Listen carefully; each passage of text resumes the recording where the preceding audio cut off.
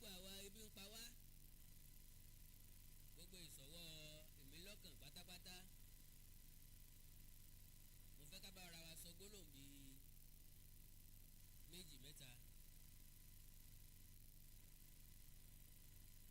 à ń tẹ́tù fàájà òsì ó ti tó bí ọjọ́ méjì mẹ́ta tá a ti láǹfààní àti ríra wa kì í ṣe tikú kì í ṣe tàrùn ọ̀nà lọ́pọ̀ lẹ́rùn kọ́lọ̀ Elédùmarè ó ṣàánú gbogbo wa. Well, having said that, lóòótọ́ dàbí ẹni pé ariwo ti ń rọlẹ̀ díẹ̀díẹ̀ ṣùgbọ́n àmọ́ bóyá wọ́n dákẹ́ fún ìdí kan tàbí wọ́n mọ̀ọ́mọ̀ dákẹ́ tàbí wọ́n rẹ́ni pàrọwà fún wọn pé kí wọ́n dákẹ́ tàbí òun wọn láti dákẹ́. Ohun tí èmi mọ̀ ni wípé ìran Yorùbá ò ní ìfarabalẹ̀ eléebele a ní sùúrù eléebele a ti máa ń kàrámọ̀ nǹkan jù a máa ń jẹ́ kí nǹkan múmú láyà wa jù a máa ń tèkì nǹkan pásínà jù a máa ń gba nǹkan lágbàsódè jù a máa ń wà tó emotional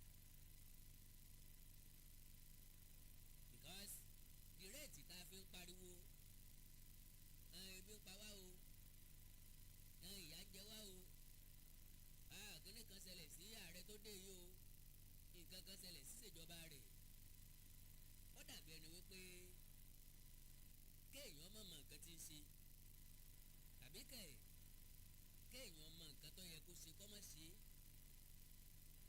ó wá mú díẹ̀ láàrin wá rò ó wípé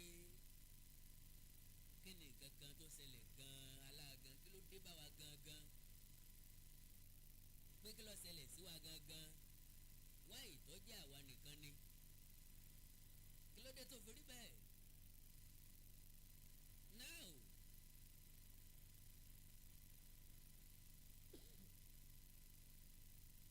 àwọn ará òkè ọya ẹ má bínú o ẹ gbọ́ mi tẹ́lẹ̀tẹ́lẹ̀ oh my god ẹ má bínú ohun tí mo gbìyànjú àti sọ ni wípé kí ló máa ń ṣe àwa Yorùbá sorry o kí ló máa ń ṣe àwa Yorùbá gan ta fi máa ń hùwà bí ẹni ògbọ́n ìtìjú ńlá lélẹ́yìí o ẹ má jẹ́ aṣọ tẹ síra wa kí ni máa ń ṣe àwa Yorùbá gan ta fi máa ń hùwà bí ẹni ògbọ́n ìtìjú ńlá lélẹ́yìí o ẹ má jẹ́ aṣọ tẹ síra wa. Ó dàbí ẹni pé bí ọdún díẹ̀ sẹ́yìn ni èmi àti Evangelist Johnson lájọ ṣe track yẹn. Now kí ló dé tí àwa Yorùbá ò kí ní sùúrù? Kí ló dé tá a máa ń ṣe bí ẹni tí ò mẹ̀tọ́? Kí ló dé tá a máa ń ṣe bí ẹni tí ò mẹ̀tò? Kí ló dé tó jẹ́ pé ńgbà tí ọ̀rọ̀ bá dọ̀rọ̀ ara wa la máa ń ṣe bí ẹni tí ò ní faradà? Yorùbá lọ wọ́n bọ̀ wọ́n ní àtònímọ̀ ní òtún àtànámànà n tó dé báyìí wá yìí gbogbo wa lọ́jọ́ dé bá kárí ayé ni aṣọ oníṣúgà. Kò sẹ́ni tó ń dìfẹ́ǹdì ẹnìkan, kò sẹ́ni tí ń dìfẹ́ǹdì ìjọba kan, kò sẹ́ni tí ń dìfẹ́ǹdì ààrẹ kan, but reality ò ní wípé kéèyàn tó bínú sí yàn kọ́kọ́ wádìí nípa ẹni yẹn pọ́n rojọ́ lágbájá fún ọ, kọ́kọ́ wádìí ṣé bọ́n ṣe rojọ́ ẹ̀ ló ṣe rí àbọ̀ yàtọ̀ síbẹ̀.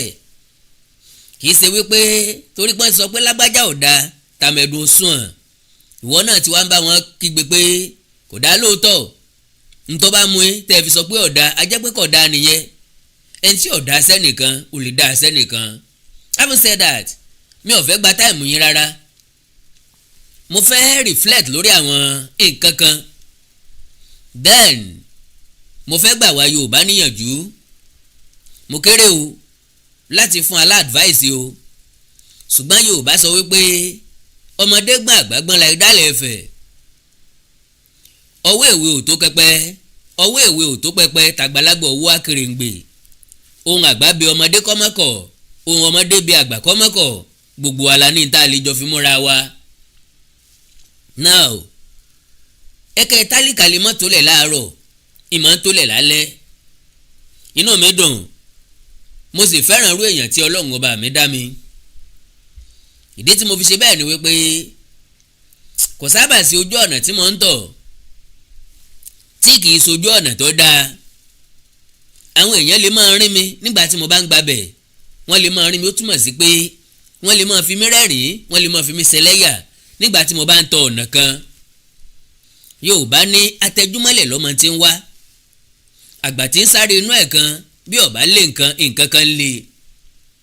kí n tó yan ojú òpó kan láàyò mo ti tan lẹ́bẹ̀ wò dáadáa mo ti fojú inú wo iwájú ẹ̀ lọ mo sì ti ṣetán láti farada ìdojúkọ tí mo bá ní lójú ọ̀nà ọ̀hún because kò sí ibi tí ẹ̀dá fẹ́ gbàrìn láyé tí ò ní rí ìdojúkọ kankan. àwọn ọ̀jọ̀gbọ́n ní if it does not worth risk it doesn't worth doing at all. bí ó bá ti jẹ mọ́ kéèyàn ó take risk kò sáṣeyọrí ń bẹ̀. now nígbà tí mo fẹ́ tẹ̀lé Bọ́lá Ahmed Tinubu sọ̀rọ̀ nípa Bọ́lá Ahmed Tinubu pé àkíyèsí wa sí Bọ́lá Ahmed Tinubu mo mú oríṣiríṣi point jáde ńgbà yẹn. lóòótọ́ àwọn èèyàn fi Bọ́lá Tinubu ṣe yẹ̀yẹ́ ká tó dìbò lásìkò ìdìbò lẹ́yìn ìdìbò lẹ́yìn tó gbàkóso tó gbé ìkùdà ìṣàkóso ìjọba gẹ́gẹ́ bí ààrẹ orílẹ̀-èdè yìí. well mi ò blame yín o mi ò dẹ̀ bú yín o we only see things differently. ojú táyìn fi wò ó ńlẹ̀ mi ò fi wò ó ibi táyìn ti rí lèmi ò ti rí. Ọlọ́run ọba dẹ̀ dáadáa ó dẹ̀ pín dáa èyí wù mí ò wò ọ́ ni òjò fún alójú kan náà ká fi ríran. èyí wù mí ò wò ọ́ ni kálukú ṣe yan tó fẹ́ láàyò ńlá ṣe yan iṣẹ́ ọ̀tọ̀ọ̀tọ̀ láàyò la ṣe ń wọṣọ ọ̀tọ̀ọ̀tọ̀ la ṣe ń kó bàtà ọ̀tọ̀ọ̀tọ̀ sẹ́sẹ̀. lélẹ̀ tó túmọ̀ sí wípé kálukú wa la níbi ọ̀tọ̀ọ̀tọ̀ tá à ń lọ láwọn àgbà kan ó máa ń jẹ́ pé ibì kan náà là ń lọ ṣùgbọ́n ojú ọ̀nà tá a máa tọ̀ débẹ̀ kò bára mu.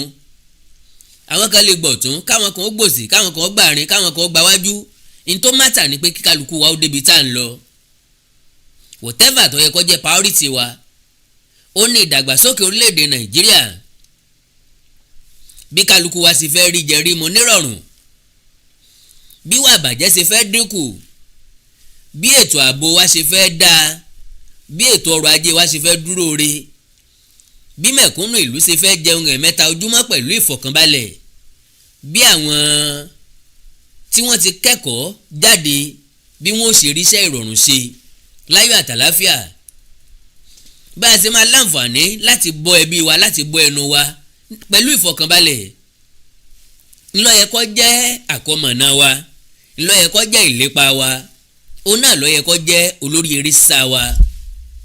now oríṣiríṣi ìjọba ló ti wá tó ti lọ. àwọn èèyàn kan máa ń sọ wípé ká má máa blame ìjọba tó bá kú òun bẹ̀ nígbà táwọn ọ̀jọ̀gbọ́n sọ wípé láti tẹ̀síwájú à ń láti wẹ̀yìn wò because ibi tá à ń lọ níwájú àṣeyọrí wa níwájú ọjẹ́ mọ́ tá a ti ń bábọ̀ lẹ́yìn ní Yorùbá fi sọ wípé bódò bá gbàgbé orísun rẹ̀ yọ ọgbẹ́ ni. ìtumọ̀ eléyìí ò ní pé kò sí bá ṣe péré ajá tá à ní péré kòkò kò sí bí ìjọba kan ṣe dé tá à ní sọ̀rọ̀ nípa ìjọba èyí tó lọ. ìjọba tó dórí àlééfà lè fẹ́ bàṣírí ìjọba tó kù níbẹ̀ látàyè láti bá a. tẹ́lẹ̀tẹ́lẹ̀ àwọn ìjọba tó bá dórí àlééfà wọ́n máa ń probe ìjọba tó kù síwájú wọn. ńgbà tó yá wọ́n ṣe é ní awo nígbàwo nígbàwọ́ báwo ọ̀bá gbàwo nígbàwọ́ àwọ̀ àtẹ àwọ̀ àfàyà. ilé ìtọ́jú ìbànújẹ́ ọkàn fún èèyàn ni pé kì í ṣe lásìkò tí ọmọ Yorùbá débẹ̀ tá a lóore ọ̀fẹ́ gẹ́gẹ́ bí ọmọ Yorùbá wípé a ní ààrẹ tó jẹ́ Yorùbá kì í ṣe táìmù yẹn ló yẹ ká máa complain, kì í ṣe táìmù yẹn ló yẹ ká máa sunkún ebi, kì í ṣe táìmù yẹn ló yẹ ká máa pariwo. Bébí bá ń pa wá àsìkò yìí kọ́ ló ẹ̀sẹ̀ ń pa wá, ebi ti ń pa wá bọ̀ sẹ́yìn. This is not the first time. Kọ́lọ̀hún ọba kọjẹ́ ọjẹ́ last time ńlá máa gbàdúrà, because boko òdùn bí ìgbẹ́ni lórí bílú òdùn tó di òrójú kò síbi táàtì rọmọ tálákà tí ó ròde ẹmu, ìrọ̀rùn ogé ni ìrọ̀rùn ẹyẹ. Bí ara ò bá dẹ okùn ara ò lè dẹ adìẹ. N tí mo ń gbìyànjú àti sọ ni wípé kí ló dé tá a bomi sùúrù mu, kí ló dé tá a jáwé jẹun jẹ́jẹ́, kí ló dé tá a ní àtẹ̀mọ́ra díẹ̀, wáì tá a fi ń play sọ́wọ́ àwọn ọ̀tá wa, kí ló dé tá a fa àyè lẹ̀tẹ́já tá a jẹ́ kí wọ́n máa yọ sùn tètè sí ọmọ tiwa lára. Ṣebí Yorùbá lọ́mọ ẹni ò sì dí bẹ̀bẹ̀rẹ̀ kákó lẹ̀kẹ̀ sídìí ọmọ ẹlòmíì. Wọ́n wá ní ó sorí pààlà ó sàtàrí pòóló akọyin sí ìyá ẹni ò gbọ́dọ̀ panilẹ́rìn. Ẹnu ẹni ló ti gba wípé mọ́ mi ò dáa. Bára àtàbá sọ bẹ́ẹ̀ pé yá mi ò dáa, bí n bá lè kú bẹ́ẹ̀ ọmọ àlè ni mí. Lélẹ̀ tó túmọ̀ sí wípé nígbà tá a fẹ́ dìbò ara rẹ̀ ọ̀yá ni igbádogóje kínní kan ní í ṣe ìkọ̀rántì nǹkan kan mọ́ ni igbádogóje. Bẹ́ẹ̀ bá rántí dáadáa gbólóhùn tẹ́mi àkàdá ń sọ ńgbà náà ni wípé gbólóhùn tẹ́mi àkàdá ń sọ ńgbà náà ni pé bí Bọ́lá Ahmed Tinubu bá di omi kódòdò á gbọ̀n sórí àga, because tẹnitẹni èkísà lọ́la tàn. Ẹni ó bá mọ̀ túmọ̀ nǹkan tí ń ṣẹlẹ̀ yìí nínú ọmọ Yorùbá nínú ìran Yorùbá yóò panu ẹ̀ mọ́. Ìdí ni pé kò sẹ́ni tí nǹkan rí òwú. Gbogbo ẹ̀yà tó kù ní Nàìjíríà orí àpèrè yẹn ń wò wọ́n, orí pòsíṣàn yẹn ń wò wọ́n, ibi tí Bọ́lá Tinubu wà yẹn kò dùn mọ́ majority nínú. Well, ọ̀pọ̀lọpọ̀ rí gẹ́gẹ́ bí alátakò. Ìyẹn dẹ̀ ti ń jẹyọ lórí ọ̀rọ̀ àwọn ará òkè ọya.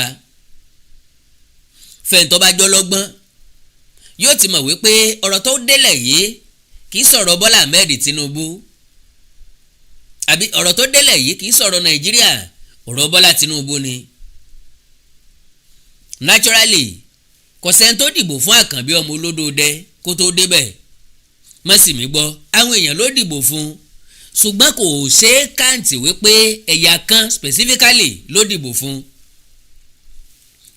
Ìran Yorùbá ò lè sọ pé àwọn làwọn gbé débẹ̀. Wáì nínú ìpínlẹ̀ 6 kò wọlé nínú ìpínlẹ̀ 2. What an irony.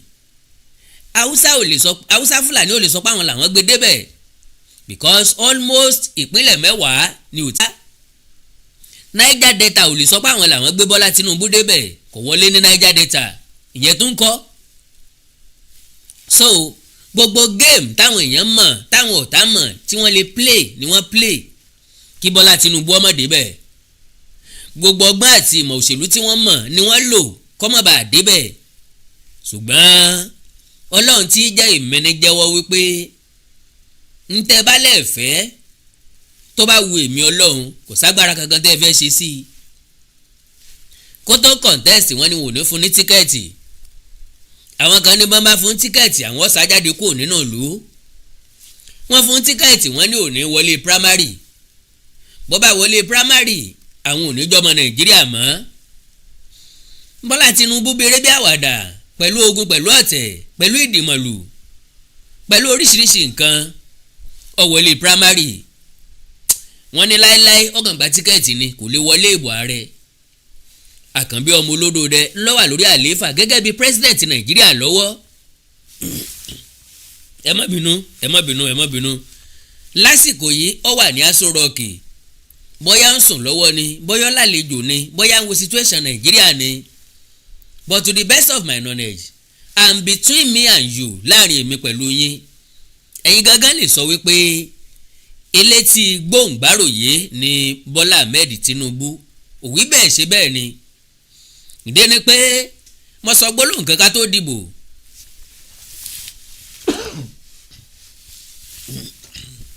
ẹ má bínú mo ti rojọ́ pọ̀ lónìí ni. Now sorry o ẹ foríjì mi o. now ohun tí mo ń gbìyànjú àti sọ ni pé kó tó di pé Bọ́lá Ahmed Tinubu débẹ̀ ó náà lóríṣiríṣi nǹkan ti ṣẹlẹ̀.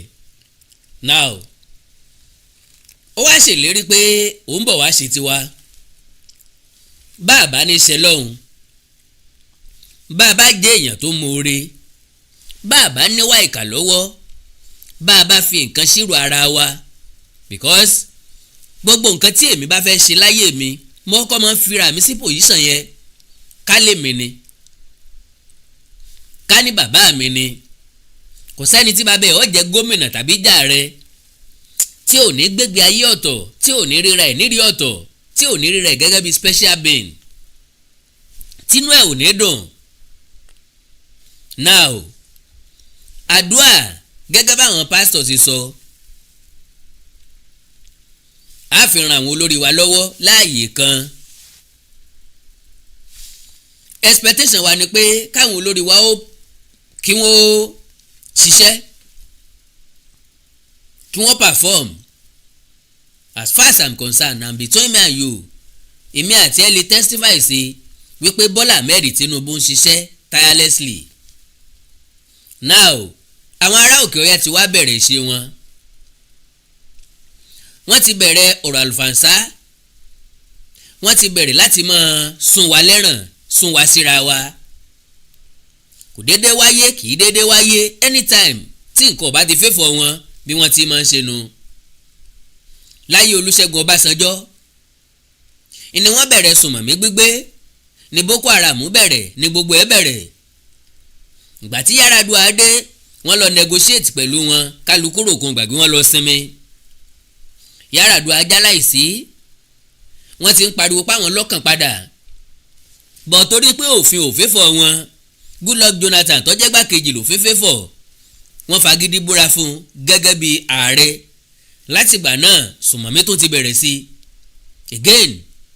now nígbà tí Jonathan ń lọ Buhari dé mẹsáyà yín. Buhari lódìdí ọdún 8 Buhari ò rí nǹkan kan ṣe. Buhari ò wà approachable. Buhari kì í gbọ́ràn. Buhari kì í dáyàn lóhùn. kò sí ntọ́kan Buhari. Bọ́lá Ahmed Tinubu wá dé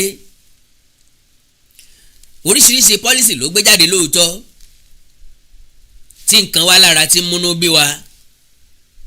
mistake tá a wá ṣe ni pé a ò ṣe àgbéyẹ̀wò ẹ̀ jákèjádò àgbáyé ìgbé ẹja wò lómi ká fi compare Nàìjíríà. sísítà mi kan gbé kinní kan jáde wípé ìwọ ọmọ Nàìjíríà tó bá fẹ́ jápa má lọ Amẹ́ríkà o má jápa lọ London o má lọ Canada o European country tó o bá fẹ́ lọ wò ó dáadáa o because most countries wọ́n wà ní recession lọ́wọ́lọ́wọ́ tá a wà yìí gbogbo nǹkan ti gbówó lérí ní every countries throughout the world. mo rí rẹ náà mọ́kìrì ní Kenya lénìí ó ń compare àwọn prices commodities ní Kenya sí Nàìjíríà ×3 iye tí wọ́n ń ra nǹkan bẹ̀ ×3 iye tá à ń ra nǹkan bí ni wọ́n ra nǹkan lọ́dọ̀ wọn. nbi tẹ́nìkan ti san $200 fún iná tó bá lò láàrin oṣù kan $200 yẹn bí èlò ló jẹ́ almost 300 or 400,000 naira ló máa fẹ́ jẹ́. now ibẹ̀ yẹn kọ́ ni mo ń lọ ibi tí mo ń lọ ni pé mo wá ní ẹ má lọ Amẹ́ríkà torí pé àkọ́kọ́ ni pé kò sílé ẹlẹ́ẹ̀kejì ni pé kò síṣẹ́ tó fẹ́ ṣe ń bẹ̀ ní London l'Amẹ́ríkà àti ní Canada according to that my sister. wọ́n ní létà èèyàn lè rí níbẹ̀ oṣù kọ̀ọ̀kan ló máa sanwó yàrá kan $1,000 yàrá méjì 1,800 $1,900 per month. $1,000 yẹn bó bá sì sówó Nàìjíríà ó rí i pé yóò ti máa lọ sí bíi 1.8 million naira per month kò sí per year. As far as I'm concerned, kéèyàn tó lè sanwó lé 1.8 million naira fóṣù kan kò tiẹ̀ sí ní Nàìjíríà. Kó tó lè san fọ́dún, it will either be in Abuja or ní Lekki Ajah Asics. Kò ní jẹ́ nígboro Èkó tàbí nígboro Ìbàdàn lẹ́nì kó ti san 1.8 million naira fowó lé ọdún kan ká tó wá sọ póṣù kan. And again, ó jẹ́ kó yé wa wípé iṣẹ́ ò sí láwọn kọ́ńtírì yẹn báyìí o. Àwọn citizen wọn nìkan ni wọ́n máa kọ́kọ́ bá wáṣẹ́. Bọ́ bá lélẹ̀ tó sanlẹ̀ ni wọ́n tó bá rà àtàwà. Lọ́wọ́ ní bọ́ bá fẹ́ jáde kúrò ní Nàìjíríà wá orílẹ̀-èdè Áfíríkà kan lọ. Bó bá jẹ́ pé ooru Nàìjíríà mú ọ, o fẹ́ rìn jáde díẹ̀, o fẹ́ gbatẹ́gùn lọ. Now, having said that, gbogbo nǹkan lọ́bùn òní àwọn ará òkè ọya wọ́n ní advantage kan over us. Advantage tí wọ́n ní ni pé ẹnu wọn máa ń sùn papọ̀. They always speak with one voice. Wọ́n ń gbọ́ràn síra wọn lẹ́nu. Wọ́n ń gbọ́ràn sí àwọn ọba wọn lẹ́nu. Wọ́n ń gbọ́ràn sáwọn religious leader wọn lẹ́nu. Now, wọ́n ṣe series of meeting upon meeting upon meeting. Why? Torí pé gọ́ọ̀mẹ̀ntì tí ń bẹ lóde yìí kò fẹ́fọ̀ wọn. Lọ́nà wo? Ìdí ni pé gbogbo oore ọ̀fẹ́ tí wọ́n ń jẹ tẹ́lẹ̀tẹ́lẹ̀ àkànbí ọmọ olódò dẹ́ ti rè yẹ́ wọn, ó ti kán wọn lápá. Yẹn wà nínú ìbínú wọn. Because expectation wọn tẹ́lẹ̀tẹ́lẹ̀ ni pé bó bá ti dé yóò fún àwọn níyọ̀tọ̀ mi. Wọ́n mọ̀ wípé ọ̀rọ̀ Yorùbá ni Bọ́lá Tinubu gùn lé. Pé wá gbàkàrà wá gbẹ̀kọ lọmọdé fi mojú ẹni. Ńgbà owó èkú wá bá tẹ̀ ńgbà owó wá bá tẹ̀ kú dà tán ńlá tó jẹ́wọ́ bá sì jẹ́ fún ẹnikẹ́ni tí bá ń tàn wá jẹ. Now, ó ti wá rí bẹ́ẹ̀. Ara wa ń kan wọ́n lọ́tún wọ́n ń kan wọ́n lósì. Because bí ó bá rí bẹ́ẹ̀ ni wáyé tí gómìnà ìpínlẹ̀ Niger tó máa jáde sórí national TV láti wá sọ wípé oúnjẹ kankan ò gbọdọ̀ jáde ní ìpínlẹ̀ àwọn wá sísàlẹ̀ ń bí. Ilé kéyìí táwọn bá rí tó wá ra oúnjẹ ń bẹ̀ àwọn ọgbà kalẹ̀ àwọn ọ̀hà fáwọn èèyàn ń bẹ̀. That is number one. Àwọn task force wọ́n dá àwọn 50 trailers wọ́n dá a padà ní Zamfara. Àwọn yẹn ń kó oúnjẹ lọ sí Niger Republic. Now, alóúnjẹ wọn lọ́dọ̀ wa alébi ń pa wá àbí aláàrùn jẹjẹ. Àwọn èèyàn tá a jọ wà lórílẹ̀‐èdè kan náà tá a jọ ń complain bákan náà tá a jọ sọ pé bí ń pa wá wọ́n wá gbé oúnjẹ 50 trailers. Kì í ṣe gbogbo ohun tó ń gbé lọ nìyẹn o. 50 trailers lórí ní moment yẹn tán dá wọn dúró tán dá wọn padà. Wọ́n fẹ́ lọ tà á sí another country. Ṣé Bọ́lá Tinubu ní ń gbìn rẹsì? Ṣé Tinubu ní ń gbèsù? Ṣé Tinubu ní ń gbé ata? Ṣé dọ́là náà lọ wọ́n débẹ̀? Lélẹ̀ tó túmọ̀ sí pé àwọn èèyàn kan bẹ tí wọn ò fẹ́ràn ìjọba tí ń bẹ lóde. Wọn ò wá fẹ́ kí ìjọba tó ń bẹ lóde ó ṣe àṣeyọrí tàbí ṣe àṣeyege. Wọ́n ń fẹ́ àbùkù ìjọba tí ń bẹ lóde. Wọ́n fẹ́ provoke ìjọba tí ń bẹ lóde kí wọ́n lè máa sunkún kólógun ó wá gbàjọba. Kí wọ́n lè máa sunkún pé agbára ìjọba tí ń bẹ lóde ò ká ọ̀rọ̀ Nàìjíríà. Kí wọ́n lè máa sunkún pé kí wọ́n jẹ́ kó lọ rí ìrọ̀rùn kúnlé. Wọ́n wá ń sa oríṣiríṣi ipá. Ìkórìíra àwọn ará òkè ọya ó pọ̀ tó bẹ́ẹ̀ gẹ́ débi pé anytime tí agbára bá kù lọ́dọ̀ wọn wọ́n rí gẹ́gẹ́ bí failure, wọ́n rí gẹ́gẹ́ bí ìbànújẹ́. Because to them power must not leave the north. Ní tí wọ́n máa ń gbìyànjú ni pé kí wọ́n sa gbogbo agbára wọn láti rí i dájú pé agbára ò kúrò lókè ọya. anytime tó bá ti wá kó lókè ọ̀yà wọ́n fẹ́ torment any region tó bá wà ń bẹ̀. ìyẹn ni mo fi ń sọ wípé gẹ́gẹ́ bí ìran Yorùbá ó yẹ ká rójú ìjà nílàsà, ó yẹ ká láròjinlẹ̀, ó yẹ ká ronú wa dáadáa, ká mọrú game tí àwọn ará òkè ọ̀yà ń play pẹ̀lú wa. kò wá yẹ káwa náà dance to their tune. kò yẹ kọjú orin tí wọ́n bá ń kọ láàmú ọjọ́ sí. náà wọn ò gbóúnjẹ wá fún wa, wọn ò táǹjẹ fún wa. àìláṣọ ọlọ́run pàká ni ó yẹ kó tó àpérò fọmọ eriwo. mo ti ń sọ láìmọye ìgbà pé wáì táwa tá a nílé ọlọ́ràá à ń dúró de àwọn tó ní aṣálẹ̀. àwọn tó nílé aṣálẹ̀ tí wọn ò nílé ọlọ́ràá wọ́n ń gbìn, wọ́n ń pèsè oúnjẹ tá à ń jẹ yípo ọdún.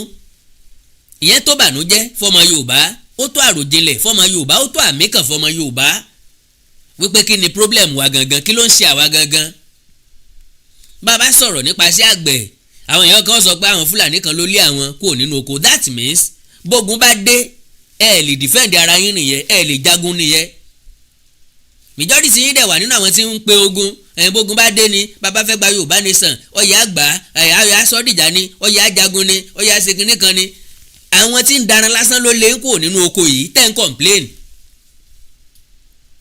ilẹ̀ wọn kọ́ ni wọ́n wà o, orí ilẹ̀ wa la wà o. wọ́n ń bú yẹ, wọ́n ń bú babẹ́, ọlọ́jọ́ kú rẹ̀ ò tí ì pé, sọ́jọ́ kú ẹ̀ ò tí ì wá pé báyìí. wọ́n lé nínú oko, ẹ̀dẹ̀ ń sọ́ tìdùnnú tìdùnnú, ìgbà tán jẹ́ káwọn èèyàn wọ́ dáko, àwọn wo ni ọ̀jẹ́ kẹ́ ẹ dáko, sáàjànú ni wọ́n ni. ńbẹ́ èèyàn bíi tiyín ni wọ́n. kò sí bá ṣe fẹ́ pọ̀ tó lórí ilẹ̀ wa ń bí tágbára wò lè ká wọn. stop complaining. a kàn ń jẹnu ara wáyà ń complain lójoojúmọ́, complain tí ọ̀dà kankan. wọ́n fẹ́ jẹ́ ká dáko ni kó lè jọ́dọ̀ wọn láti mọ ránjẹ. ẹ̀yin náà ẹ má dáko, ẹ má wò wọ́n ràn. wọ́n ń pàgbẹ̀ sínú oko, wọ́n fipá báwọn obìnrin wa lò pọ̀. ẹ má tẹ́dílẹ̀ fún wọn, ẹ jẹ́ káwọn obìnrin yẹn ọmọ tẹ́dílẹ̀ fún wọn. kan tó bá ṣe é ṣe gan kan mọ báwọn lò pọ̀ lójú yín. kẹ mọ́ mọ̀ gbọ́nsẹ̀ ìgbésẹ̀ tó yẹ kẹ́ gbé. gbogbo nǹkan ni ká fi mọ́ dúró de ìjọba. ìjọba tó bá jẹ́ pé òun ló máa bá yín fèsì ẹnìkan, bá yín kọjú ìjà sẹ́nìkan, wọ́n wá dẹran nu oko yín ni. ṣé bá ní Yorùbá lágbára, kí ló yẹ tẹ́ jẹ́ kí màálù wọn wà wọ́kú, bóyá wọn ò ní kú òǹbí tẹ́ wà, bóyá wọn ò ní kú òǹbí tẹ́ ti ní kó kúrò. kí ló dé tẹ́ ẹ̀dágbára wò fún wọn. ẹni a lè mú lálẹ́ dì í mọ́, ẹkún ebi ìlàlá làwọn alákọ̀ọ́rí kan sun. ta ni ń bọ́ yín tẹ́lẹ̀ tẹ́lẹ̀, kò sẹ́ni tí ń bẹ́ nìkan tẹ́lẹ̀ tẹ́lẹ̀. kálukú náà ní ń gbìyànjú. òòsà òkè tó ti dẹnu ní bùnbù ó ti mọ̀ pé nǹkan kọ́ wọ ọbẹ̀. káyé complain nǹkan tí ò ní dé. sísokó lórí social media nǹkan ni yóò jẹ́ kí ibi ó kú nílẹ̀ wa. the only solution tó máa jẹ́ kí ibi ó kú nílẹ̀ wa ni pé ká dáko.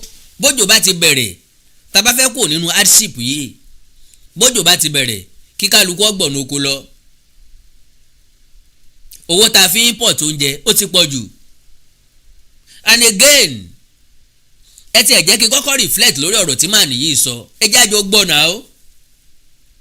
kẹ́yìn náà ó lè mọ̀ wípé àwọn èèyàn yìí mean ní business and they don't like us at all. wọ́n kàn pariwo wọ́n Nàìjíríà ni. my dear brothers and sisters, tá a bá fi ṣe mistake tí Bọ́lá Tinubu bá ti kúrò, tó bá fi kúrò ńbẹ̀, tá a ti dúró lórí pọ́ìntì pé a fẹ́ padà sí regional government. wàláì ẹ fẹ́ pé ọlọ́sẹ̀ wá pé kó tọ́ wá, kó gbé wá kẹ́ ẹ tọ́ wò. kò síbi tẹ́nìkan kan lọ, àjọ wà ń bẹ̀ ni lóòótọ́, àjọ jẹmú kò mí ẹ̀ ni. because àwọn èèyàn tí mo ń wòye ọ̀lọ́pọ̀lọ́ láti ṣèlú, ẹ̀ńtọ́ lọ́pọ̀lọ́ láti ṣèlú wọn fẹ́ jẹ́ kó ṣàṣeyege. because lọ́dọ̀ tiwọn wọ́n fẹ́ mọ máwọn èèyàn wọn sìn bí ẹrú forever ni. so bí Bọ́lá Tinubu bá ti wá parí ọdún mẹ́jọ tiẹ̀ nísìnyí, ọdún mẹ́jọ ló máa lò, má bínú yóò parí ọdún, yóò sọ ọdún mẹ́jọ tiẹ̀ náà. and I can bet it with you wípé Nàìjíríà ò ní remain the same. ńgbà tí Bọ́lá Tinubu bá fi máa parí ọdún mẹ́jọ, kọ́lẹ̀ kọ́kọ́ orúkọ mi sí. o lè má láìkì mi, o lè má láìkì Bọ́lá Tinubu, ṣùgbọ́n kọ́lẹ̀ kọ́kọ́ orúkọ mi sí. nínú àwọn tó ti ṣèjọba sẹ́yìn, Bọ́lá Tinubu will be the best president so far. ntọ́mátà ni pé ká kọ́kọ́ fi lọ́kàn balẹ̀, kájọ́ ṣiṣẹ́. kájọ òṣìṣẹ́ níwọ̀nba bó bá ṣe lè ṣe bọ́lọ̀ ń bá ṣe fún lágbára láti ṣe ó ń gbọ́ nǹkan tá à ń sọ ó ń take mayor fáwọn nǹkan tó bá yẹ kó ṣe kì í ṣe pọ́ dákẹ́ kì í dẹ̀ solúndù tí nǹkan bá ti fẹ́ wọ́ yóò sáré pè pàdé pàjáwìrì ní tán pè lólórí nìyẹn ó máa summon àwọn tó yẹ kó summon bó bá rẹ̀ tí ò perform dáadáa ó ń yọ wọ́n kúrò níbẹ̀ performance olórí òjò bá yẹn lọ kì í sọ ni yọ ọmọ wa gbé ẹ̀gẹ́ fún wa tàbí òní ọmọ wa rò wọ́n là fún wa ńlé tàbí òní ọwà gbèsù fún wa. now àwọn Yíbò wọ́n mọ géèmù tí wọ́n ń play tiwọn oríṣiríṣi àwọn ọmọ Ìgbò ni wọ́n ń pariwo tí wọ́n ń pè fún àwọn tó wà nílé pé kí wọ́n protest lórí ọ̀wọ́n gógó oúnjẹ ọ̀wọ́n gógó epo bẹtiró ṣùgbọ́n àwọn Yíbò náà trust them they always speak in one voice àwọn náà gbọ́ràn síra wọn lẹ́nu irú làwọn ọmọ Oòduà nìkan ní fọ́nká yẹlẹyẹlẹ ní pín yẹlẹyẹlẹ because a ní gbéraga a ní gàrú ìmímọ tó bá ìmímọ dà báyìí kò já rí mú mi kò já rọ́nà lọ mi ni màá gbọ́ràn sí yẹn lẹ́nu ó hàn fẹ́ tiwa so àwọn ọmọ Yíbò ti bára wọn sọ̀rọ̀ pé kẹ́nìkan kan má join any protest against any government ìdènà tó fèrè pé kò sí protest tó wáyé mọ́ àwọn ọmọ Yíbò ti yọwọ́ yọsẹ̀ kúrò níbẹ̀ pé àwọn ò ṣe ìwọ́de kankan àfi tẹ́ bá rọ́ máa lé wọn tó bá ṣèwọ́de now kí wàá ló dé tó jẹ́ pé ìran Yorùbá nìkan lọ́gọ̀ tí ọ̀làrò jinlẹ̀ àwa la ń sunkún pa fẹ́ protest nìbàdàn àti mú venue níbi tá a ti máa gbéra protest lórí kíni protest lórí pépé wọn àbí tá a ti ń rà á lọ tá a ti gbàgbé pọ́n ti yọ subsidy because ẹni tó bá sọ pé ìlú ó dùn ó nìkan kọ́ ni yóò jẹ́ bí wọn bá take àwọn step kan a lè gbé ìgbé ayé ìrọ̀rùn lórílẹ̀‐èdè Nàìjíríà nǹkan ti bàjẹ́ kọjá àfẹnusọ majority yín dẹ̀ lẹ́mọ̀ ṣùgbọ́n ìkànnì yín ẹ̀ẹ́dẹ̀ ní sòótọ́ ọ̀rọ̀ well ibẹ̀ yẹn kọ́ ni mò ń lọ pápápá ẹjá gbọ́ nǹkan tí màánù yìí sọ. wọ́n béèrè lọ́wọ́ ẹ̀ kí ló rí sí ìjọba tí ń bẹ lóde to me gẹ́gẹ́ bí stateman ọ̀rọ̀ ìrẹ́pọ̀ ló yẹ káwọn tí wọ́n bá ti jẹ́ olórí kí wọ́n máa sọ ṣùgbọ́n torí pé àwọn Haúsá Fúlàní ò lè mú ìwà wọn mọ́ra kò sí bá ti ṣe bòlò tí ò ní sàáyán bẹ́ẹ̀ bá rójú ẹ̀ gan ẹ ti mọ̀ wípé well ẹ má ti jẹun sọ̀rọ̀. It's not doing at all. It's doing nothing. ó ní gọ́ọ̀mẹ̀ntì ò ṣe gangan. The primary problem is that it doesn't even understand the cause. It's in denial. ó ní Buhari ọmọ àbí Bọ́lá Tinubu ọmọ kankan nípa ìṣèjọba. The primary cause of what we are going through today is the recklessness of this government and this president by suddenly removing fuel subsidy on the day he was inaugurated, without looking at the balance sheet of the country, without consulting, and without knowing what the problems are. Without consulting, tá a bá wò dáadáa consult who? Now ẹ ti ń rí àpẹẹrẹ àwọn kàbá ló máa jókòó síbì kan mọ̀ wá pàṣẹ fáàrẹ Bọ́lá Tinubu ọ̀fààyè gbarú ẹ̀ ó ń bí wọn nú kò consult àwọn emir kò consult àwọn sultan kò consult àwọn àgbàlagbà kan ní nọ́ọ̀tì wọ́n máa mọ̀pọ̀ ni godfather tí ò ní godfather ni ìyẹn gangan bí wọ́n ní lọ́tọ̀ consult who? As a president bó bá fẹ́ consult kò ní consult àwọn governors lọ àwọn senate àti house of rep members pẹ̀lú àwọn ministers ẹ̀ pẹ̀lú àwọn executive ẹ̀ àwọn náà dẹ̀ ló ń bá sọ̀rọ̀ ta tó ni kó tó consult. Flippantly on May 29th just removed fuel subsidy without having any fallback plans. You don't do that, and that's why we're going through all of this. Price of food is going up. Inflation, as at yesterday, was 29.9. The dollar, when they came to the naira, was 680. Today is 1,500. Everything is going up. And they are surprised because they don't have a plan. And I said it from the outset that. Now I think you can hear him clearly. Only they don't have a plan. Ìgbà téèyàn bá sọ pé gọ́ọ̀mẹ̀ntì tó wà lóde yìí ò ní plan, gọ́ọ̀mẹ̀ntì wo ló wá ní plan? For complete 80 years kí ló jẹ jáde lára Buhari gẹ́gẹ́ bíi pé èèyàn tiẹ̀ ní focus, èèyàn ní plan kan? Kí ni tó special? Ìgbésẹ̀ wo ló special tí Muhammadu Buhari gbé tá a fi lè sọ wípé ààrẹ leléyìí? Ọdún 8 Buhari ó dàbí ejò tó kọjá lórí àpáta, ọkàn kọjá lọ lásán within that 8 years without any impact. He left corruption more than how he met it. Insecurity more than how he met it. Gbogbo nǹkan ló bàjẹ́ kọjá bí Buhari ṣe bá, and nobody complain, including you. Odidi ọdún 8 Buhari kí ló sọ? Ǹjẹ́ ẹ lè fèsì ẹ̀?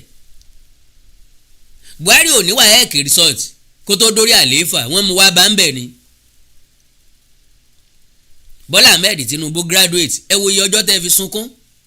Chicago State University. A máa ń jẹ́ kí hatred wa kó hàn síta. Èèyàn mo kórìíra lágbájá, mo dẹ̀ máa fi hàn pé mo kórìíra ẹ̀. It's not done like that. Gẹ́gẹ́ bí èèyàn ẹlẹ́ran ara, bó ló ṣe fẹ́ rí lára ẹ bí èèyàn kan bá kórìíra tiẹ̀ náà? Náà ẹ jẹ́ ká gbọ́ síwájú pápá pàjáre, ẹ jẹ́ ká tètè gbọ́, ẹ jẹ́ gbọ́ nǹkan tó fẹ́ sọ tán. Mo kàn fẹ́ kẹ́ fi ilẹ̀ ni. In August last year, that Tinubunomics is nothing but a very painful pill for everybody to die, and people are dying. This president started this policy before he even assembling his team. It clearly showed that the president was being advised by shadowy armchair theoretical economists that know little or nothing about the sufferings of our people. And we all know all this policy is just a prescription they got from the World Bank in Washington, D.C. They got a prescription. And that prescription is killing our people. We've been raising our voices, telling the president and the governors. The president looks like he's just drowning. And the economic team, all they are doing is like flailing their arms as if they are drowning. I saw the 3 economic team the other day on TV at the National Assembly, and I was a lot more depressed than when it started. The Minister of Finance, the Central Bank Governor, and the FIRS boss. The honest truth is that they do not know how to get out of this mess. This self-inflicted pain they've put this nation through. They don't know how to get us out of it. And we are warning them. And we do not see what Martin Luther King referred to as the fierce urgency of now from this government to get us out of this mess. We are in serious trouble. Everything must stop. There is hunger in the land. Democracy means nothing to a hungry, homeless man or woman. What they are doing is akin to a doctor coming into a room, patient's room, and just looking at the numbers. Oh, the blood pressure is this, the pulse is this, instead of looking at the patient. They have no connection with our people. Our people are suffering. Millions of people, predominantly women and children, go to bed hungry in this country of plenty. Nigeria has no reason to. This country of plenty. Can you imagine that? So, he can say that this country of plenty, and they are still suffering in the north. They are still hungry in the north. You don't say that. Kémi náà lo language tó lò, you don't say that. Ọ̀gàn fún yín sòyìnbó ni. Kẹ̀yìn tẹ́ ẹ bá yí àwọn èèyàn yín jẹ́ lókè ọ̀yà. ẹ̀yin tẹ́ ẹ sọ wọ́n dàlẹ́ mọ́ jèrè tọ́jẹ́ pé bí wọn ò bá dé sàlẹ̀ ń bí wọn ò tí ì jẹun. ó wá ní gọ́ọ̀mẹ̀ntì ń bẹ lóde òní ètò tó dáa fáráàlú wọ́n kàn ń ṣe nǹkan tí wọ́n ń ṣe ni wọn ò ro taráàlú bí wọ́n bá fẹ́ ro taráàlú ńkọ́.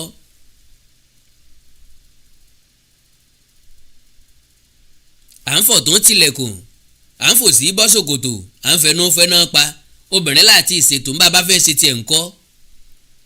ẹ ti máa rí i pé ìkórìíra hàn nínú ọ̀rọ̀ táwọn ará òkè ọya ń sọ wọn ò fẹ́ràn ẹ̀yà kankan Ọlọ́run gbọ́. We poor. Nigeria is not a poor country, but our wealth is in the hands of a few. And we see that. Even the cost of governance. They are living as if it is 1999. Our people are dying. That is why in the north, we had the voices of our traditional rulers. And they should take it seriously. Can you imagine? Remember when the First Lady visited the Emir of Kano take it seriously. 2 weeks ago? The Emir of Kano told her, go and tell Mr. President that our people are suffering. There is hunger in the land. It was a coded message because if the president does not read the papers, if he does not go through social media, if his advisors would not tell him the truth, the Emir was telling the wife, go and tell Mr. President. As a follow-through, all traditional rulers in the north met in Kaduna 3 days ago, and they came out with a screaming headline all papers took 3 days ago, read by the Sultan of Sokoto. This country is sitting on a keg of gunpowder, and there is nothing more they can do to stop the anger of their people. They've run out of excuses. In the north, our traditional rulers are the last bus stop.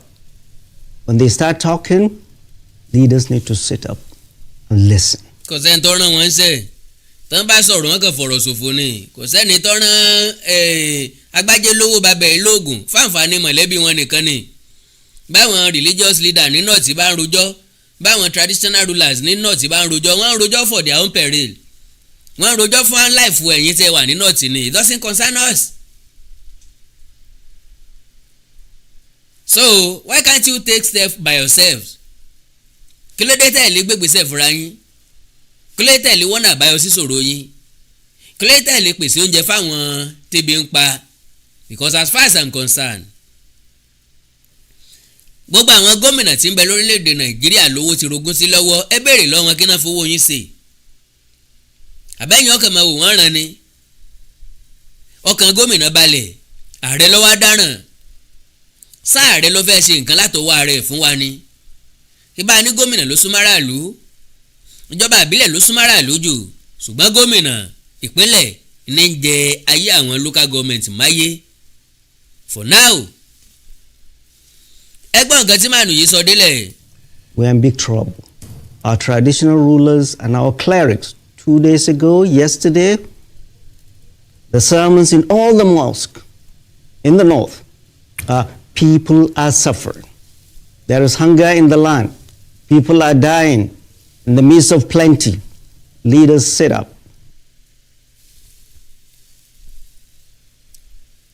Well, mò ń bọ̀ ẹ fún mi ṣẹ́jú kan kí n tó wá padà sọ nǹkan tí wọ́n sọ. NDT Clearing Freight and Logistics iṣẹ́ wọn dára wọ́n ta sọ́sọ́ wọn kárí ayé. NDT Clearing Freight and Logistics bá a ṣe kárí ayé bẹ́ẹ̀ ni òye iṣẹ́ yé wa cargo services wá dúró tán láti Nàìjíríà a ó bá yín gbé nǹkan ránṣẹ́ sí àwọn èèyàn yín ní Europe, UK, US, Canada, Asia lọ bẹ́ẹ̀ gàárì epo pupa ẹ̀gúsí ẹja gbígbẹ ìgbín irú àpọ̀n aṣọ ìlẹ̀kẹ̀ àwọn ìwé tó ṣe pàtàkì àti bẹ́ẹ̀ bẹ́ẹ̀ lọ kò tán síbẹ̀ NDT Clearing Services lékètéńté àṣẹ tó ń tẹjọba tá a gbà ó mú àwọn èèyàn yàn wá láàyò láti port ọwọ́ kan ni MDT á clear kọ̀ńténà yín jáde fún yín. Bó ṣe kọ̀ńténà tó kún fún káà lóríṣiríṣi tàbí ohun mìíràn. Àwọn òṣìṣẹ́ wa kọ̀ lálá. Professionalism wa kò lẹ́gbẹ́. MDT doorstep delivery service náà ò gbẹ́yìn. Níbikíbi lágbàáyé àwa gbé ọjà yín fún yín lẹ́nu ọ̀nà yín. MDT tún bá ní ìrajà. Product sourcing ìyẹn ni pé à á ràn yín lọ́wọ́ láti ra ohun tí ẹ fẹ́. À á sì fi ránṣẹ́ sí yín ní kánmọ́ kóbó. Ní MDT clearing freight and logistics. Akájú ẹ̀ àtò àlétò iṣẹ́ wa yàn ó yanjú lówó péréte. Ẹ máa bọ̀ lólùléeṣẹ́ MDT ní nọ́mbà 22 Latif Salami Street Ajao Estate Ikeja Lagos. A sì tún ní ẹ̀ka káàkiri orílẹ̀-èdè Nàìjíríà. Ẹ bá wa sọ̀rọ̀ 0818-231-1480 àti 0912-907-4004. Bákan náà ilé-iṣẹ́ MDT lókè òkun wà ní Toronto, Canada. Please call +1647-289-5364. Website www.mdtfreights.com. MDT Clearing, Freight and Logistics. Assure delivery.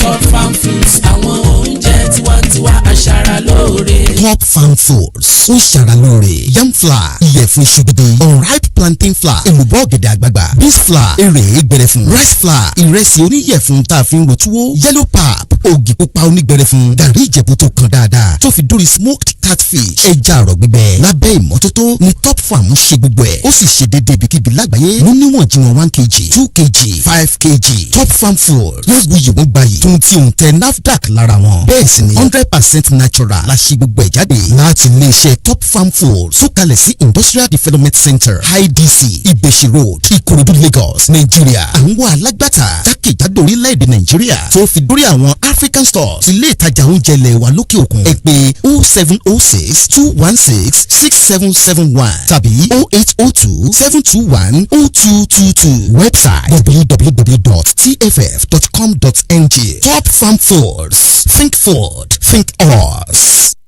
Mo kí gbogbo etí tó ń gbọ́ wa nílé, mo sì kí gbogbo ojú tó ń wò wá nílé pé ojú tẹ fi ń wò wá ò ní fọ́, etí tẹ sì fi ń gbọ́ wa ò ní di. Orúkọ tèmi ni Godwin tí gbogbo ẹ̀yin èèyàn mọ̀ sí ìyá Ìjẹ̀bú. Gẹ́gẹ́ bí ẹ ṣe mọ̀ ní ìṣe wa, ipe ìlera yín òun ló jẹ wá lógún. A tún ti dé bí a ṣe ń dé o. Gbogbo ẹ̀yin tí ẹ ní ìṣòro tó jẹ́ pé ọkùnrin tó dàbí obìnrin nínú ilé, ọkùnrin tí ò lè ṣojúṣe ẹ̀ pẹ̀lú ìyàwó ẹ̀, ẹ kàn sí iléeṣẹ́ Godwin. Ẹ̀yin tó jẹ́ pé pépà lẹ máa ń kà lálálẹ́, ẹ má ka pépà bò, ẹ kàn sí wa. A ní pákéjì oríṣiríṣi fún yín, a ní 3-in-1, a ní 2-in-1 fẹ́yìn ọkùnrin tó lè jẹ́ kẹ́ tó máa jẹ́ kẹ́ ṣe bó ṣe yẹ kẹ́ ṣe.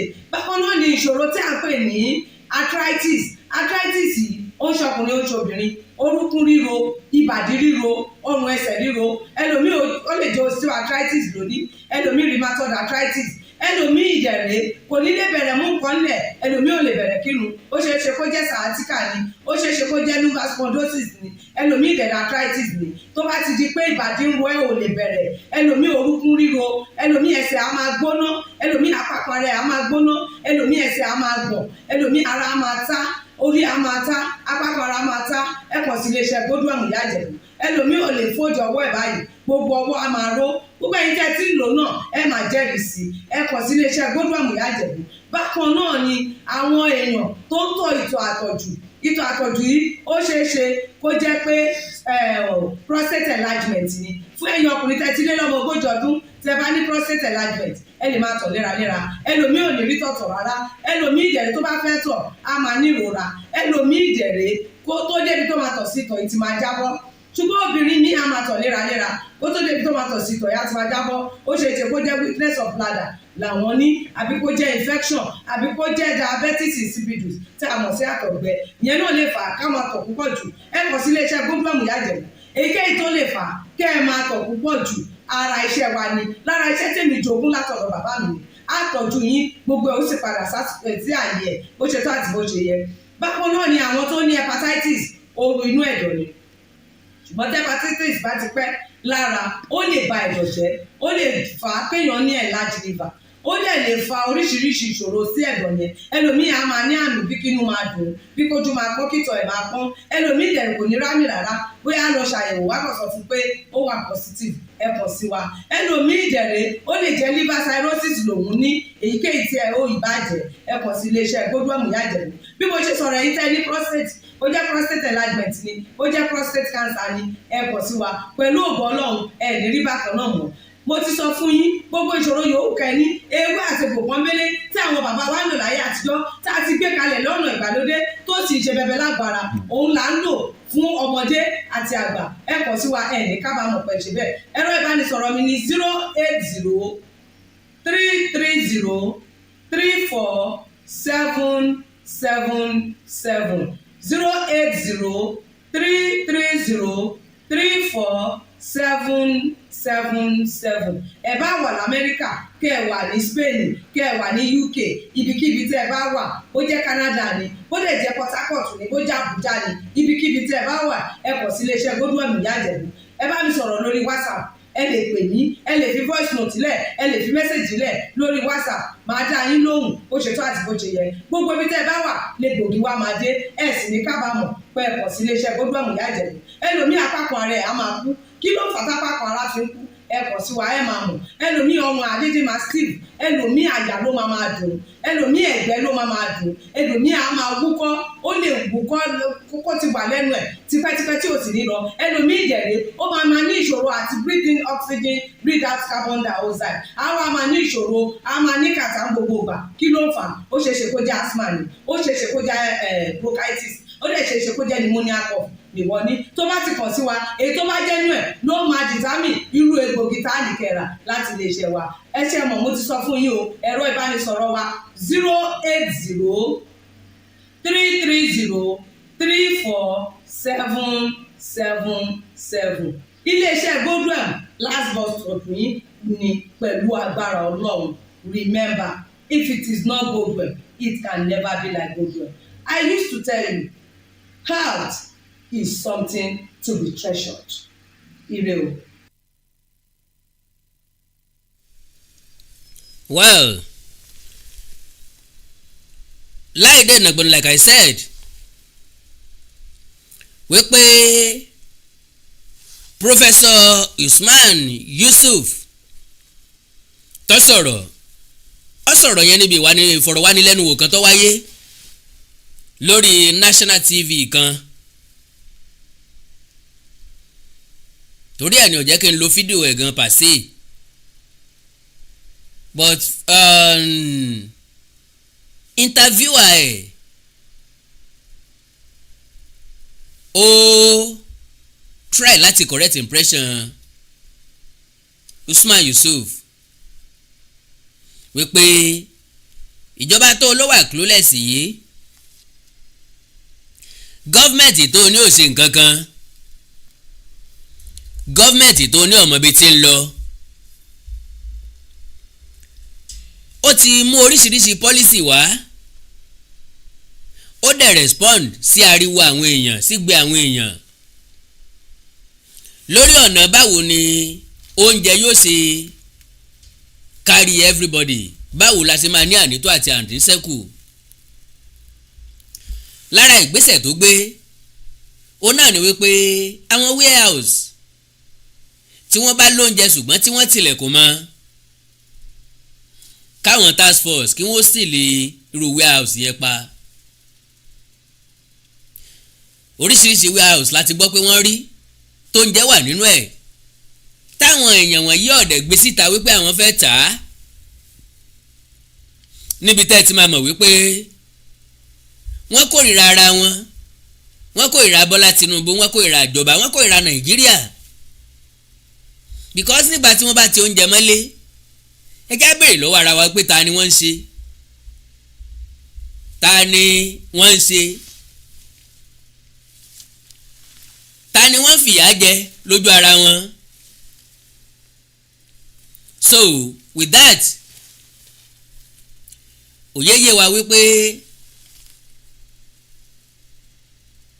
wọ́n ń ṣe nǹkan tó wù wọ́n kórílẹ̀-èdè ọmọ bá fararọ kí wọ́n lè mú ambition wọn ṣẹ kí wọ́n lè mú èròǹgbà wọn ṣẹ ṣùgbọ́n kò lè work because àwọn ẹ̀yà tó yẹ kó join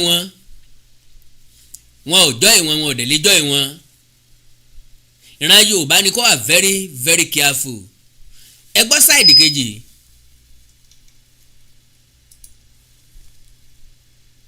All right. All is not well. All right, Prof. We heard you loud and clear, but I also know that you may not be a very big fan of the president. You probably didn't support his aspiration when he was trying to be the president of Nigeria. Yes. But of course, he's now the president, and you are looking at issues in terms of his policies. Now, you've used the example of the Emir of Kano sending a coded message to the president through his wife, the First Lady. But of course, you are also aware that the predecessor to the Emir of Kano, SLS, Sanusi Lamido Sanusi, has also come in defense of the president, stating clearly that what is happening is not the fault of neither the president nor this administration. Of course. And that the seed for what we are witnessing today was sown during the Buhari administration. It doesn't sound to me like you have any blames whatsoever for the previous administration and what Asiwaju Bola Ahmed Tinubu met on the ground. All I heard you say is that this is a reckless government who is not listening to the yearnings of the people. But this is the same president that has declared emergency on food insecurity. It's the same president that has asked that everything needed to be done in terms of making food available should be done. But up north, you have governors like Bago in Niger, whose answer to what is happening is to say that no truck with food item should be allowed to come down south. But you are putting all the blames on the president without seeming to address the entire issues affecting food insecurity in Nigeria. What else would you like the president and this administration to do?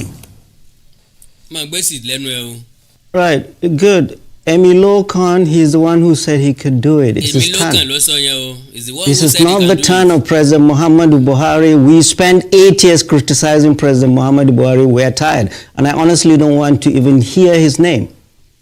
He has messed this country up. And you, President Bola Ahmed Tinubu, said, "Is Emilio Khan is my turn. I can do it." There is a saying. So, tí Buhari bá mess up the country for the ọdún mẹ́jọ.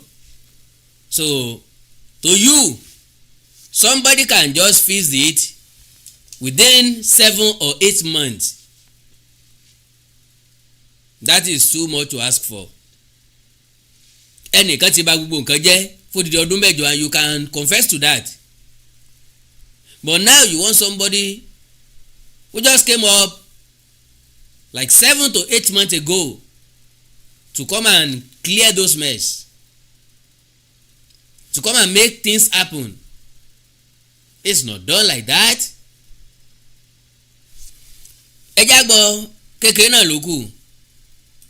The leaders have forfeited the right to make any excuses. It's your turn. It's not President Muhammadu Buhari that took away fuel subsidy flippantly. Since you know it is his time, then leave him and let him perform. Let him do the job. Let him do his job. Stop complaining. Stop making excuses. Stop attacking him. Let him have rest of mind to perform his duty. The guy is doing well. Let him continue his job. You said it that this is not the time of Muhammadu Buhari, and so shall it be. But you agreed that Buhari messed this country up for the period of 8 years. So leave our man. This is his time. Let him enjoy his time. Let him do his job. How best he know how to do it. The best way he know how to do it. So ẹ jẹ́ kí gbogbo complain yìí kó lọ sókun gbàgbé kó lọ sinmi. Má bínú o, ìwọ tó ń sunkún èmi lọ́kàn tó ń sunkún ebi, mi ò sọ pé kó má pariwo mọ́ mi dẹ̀ sọ pé kó dákẹ́. Ṣùgbọ́n mo mọ̀ pé ní back of your mind èrè ọkàn máa sọ fún ọ wípé ẹni ọ̀dẹ̀ kọjá yìí ẹni dẹ̀ ń ṣèwọ̀nba nǹkan tó lè ṣe. And again, béèrè lọ́wọ́ ààrẹ, kí ni Bọ́lá Ahmed Tinubu ṣe fún ọ rí? ńbọ̀lẹ̀ tíjọ́ kanra kílẹ̀ jọ dù kílẹ̀ jọ fàpọ̀ rí kílẹ̀ tọ́ ọ̀ràn dìran rẹ tọ́ wà lọ́wọ́ Bọ́lá Tinubu. Why the hatred? Why can't you leave this man to do his job? Tí problem bá wà solution bẹ́lẹ́gbẹ́. Nàìjíríà nìkan kọ́ ló kọ́kọ́ máa fèsì interface lọ́wọ́, orílẹ̀-èdè àgbáyé lóríṣiríṣi ló ti fèsì ẹ̀. Wọ́n ò complain, wọn ò bó lórí wọn jà, wọ́n fọwọ́sowọ́pọ̀ náà fi jáde kúrò nínú mẹ́ẹ̀sì yẹn. Once upon a time there was fall of American Empire.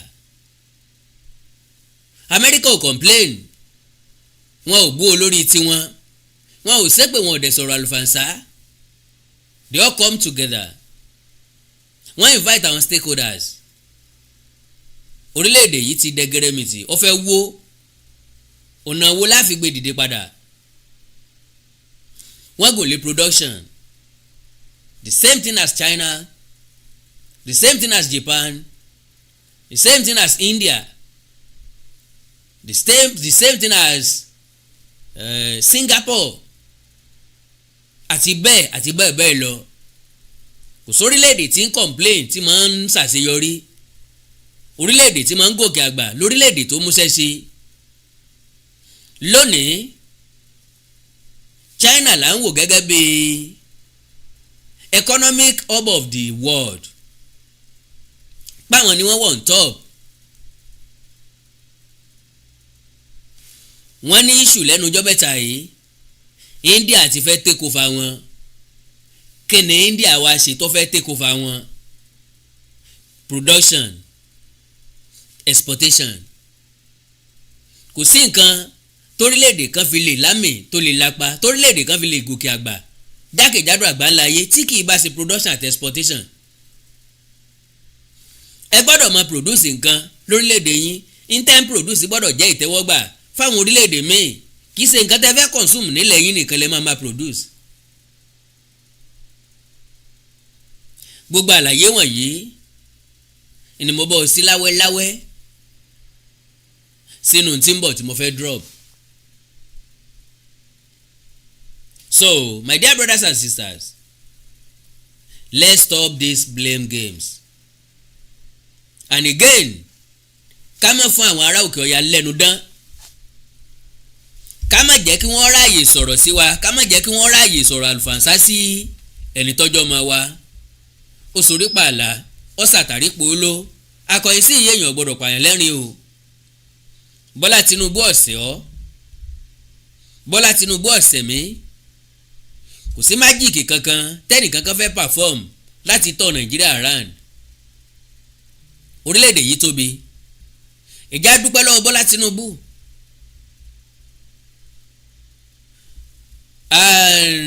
Bill láti create state police ó ti lọ sí another reading ní Senate now, lélẹ̀ tó túmọ̀ sí pé wọ́n máa fọwọ́ sí i. And let me tell you this, bọ́n bá ti fọwọ́ sí i, ìyẹn túmọ̀ sí wípé gradually we are going back to regional government, because tí state kọ̀ọ̀kan bá ti ní ọlọ́pàá tiẹ̀, ó ti túmọ̀ sí wípé state kọ̀ọ̀kan ti ní agbófinró tiẹ̀. With that, gradually by gradually bá ṣe padà sí regional government nìyẹn. Bọ́ bá jẹ́ ìyẹn ni Bọ́lá Ahmed Tinubu lè rí ṣe fún wa, nínú ọpẹ́ lọ́wọ́, because tó bá fi lè kúrò níbẹ̀ kọ sílẹ̀ kọ́kọ́ orúkọ mi sí, kò tún sẹ́ni tí yóò tún ṣe mọ́. So ni mo sọ wípé instead tá fi máa ṣe pé, because bọ́ bá ń gbàdúrà ikú sí pé kó kú, rántí pé dáàdì ẹ̀kọ́ ló wà nípò kejì o, dáàdì ẹ̀kọ́ ni igbákejì rẹ̀, dáàdì ẹ̀kọ́ ló máa jà rẹ̀ o.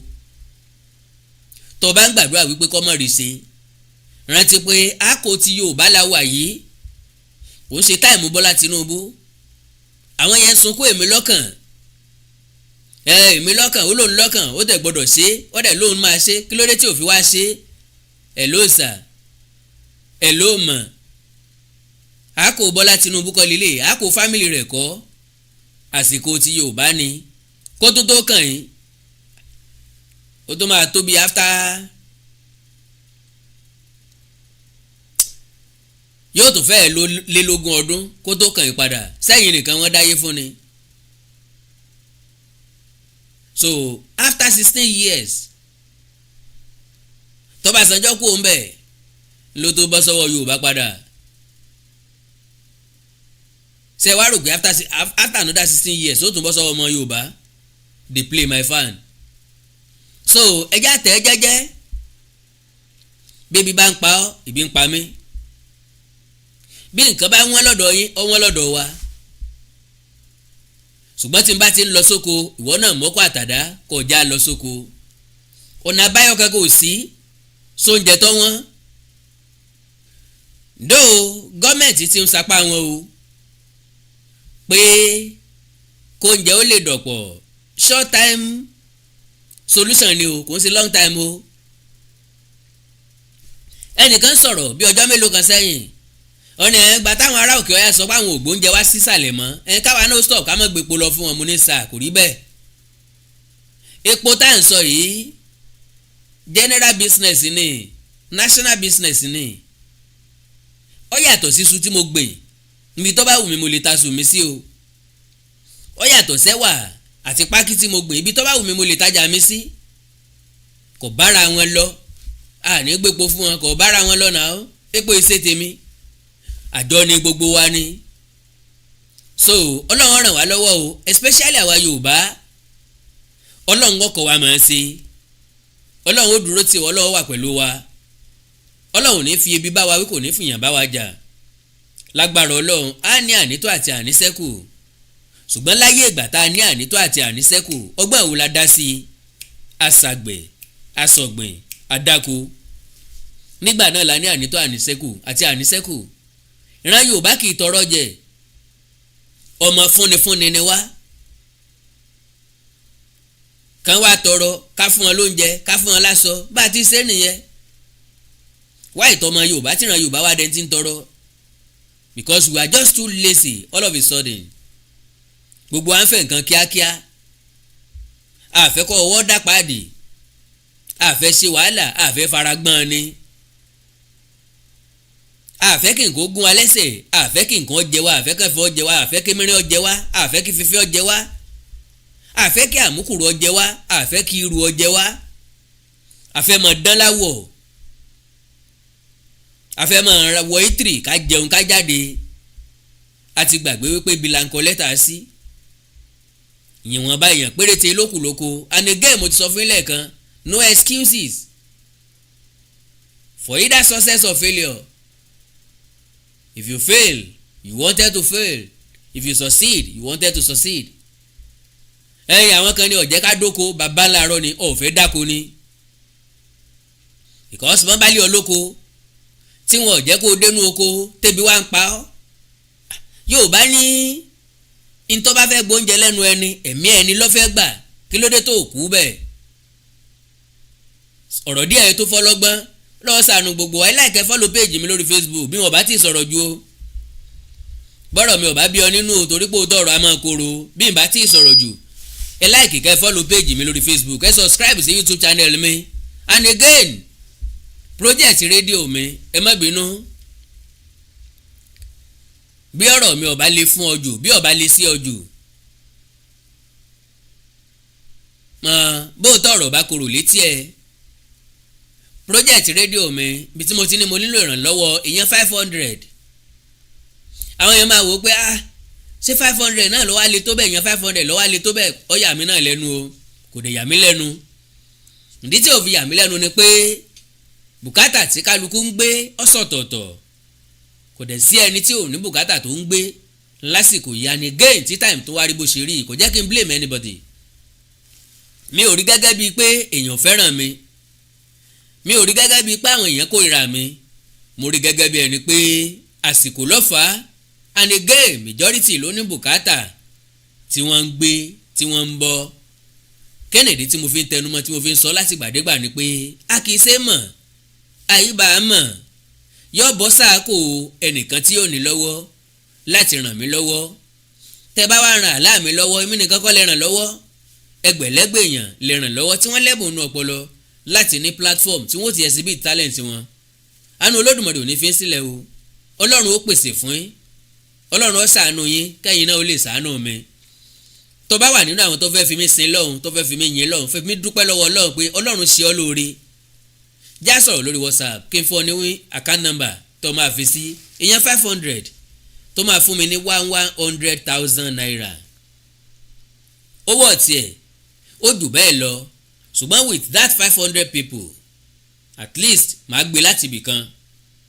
God bless you all. àánú Olódùmarè ò ní fi sílẹ̀ o. ẹ like follow page mi lórí Facebook Awikonko TV àti Awikonko TV live. ẹ subscribe sí YouTube channel mi Awikonko TV àti Awikonko TV live. bẹ́ẹ̀ bá ní nǹkan pàtàkì tẹ́ fẹ́ kájọ sọ ẹ já sọ̀rọ̀ lórí WhatsApp nìkan +234 904 851 9362. èdè àti àṣà Yorùbá ò ní wọ mi orílẹ̀-èdè Yorùbá ò ní dàrú ìlú ẹnìkọ̀ọ̀kan wa yóò tòrò mìnìmìnì àjùwà ṣe o. God bless you all. Bye gàrí o. ẹ̀yin èèyàn mi lórí TikTok ẹ fún mi gift o. Ọlọ́run ó ṣàánú gbogbo wa. Jésù Olúwa wa Tekbir Allahu Akbar.